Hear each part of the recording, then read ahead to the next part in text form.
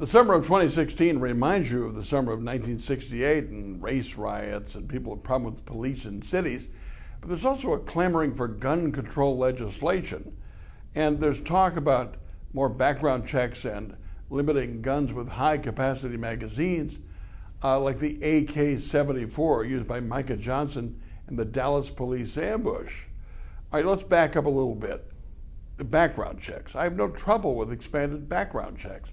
People say, well, they have background checks at gun shows, but the licensed dealers at gun shows, yeah, they go through background checks, but the people that sell the gun in the hallway or in the parking lot don't have to subject themselves to that.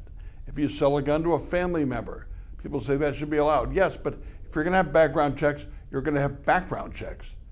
And you either for them or you're not, and I'm for them. In terms of high-capacity magazines, Andrew Cuomo in New York wanted to limit it to 7 shots. Well, you're not going to hit the target. If somebody's invading your home, which could happen, you might need more than 7. A couple of large men coming at you.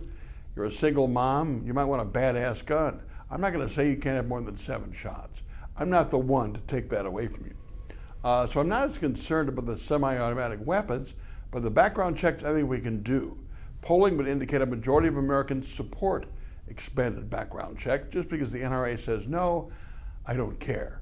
This is not in the past. I mean, Bill Clinton could blame guns for Al Gore losing in 2000. I think now with all the massacres and the dangers and the violence and the mass shootings in Chicago every weekend, I think people in the country are ready for expanded background checks. And that's my 2 cents. My 2 minutes are brought to you by Capital Consultants and Edge Construction. Mike Tuig and his staff can redo your kitchen, your basement, your bathroom, your staircase, make your home feel just like home. Talk about this more on the radio tomorrow at 8 on 92.1 FM, The Mike, The Mitch Henck Show. Talk to you then.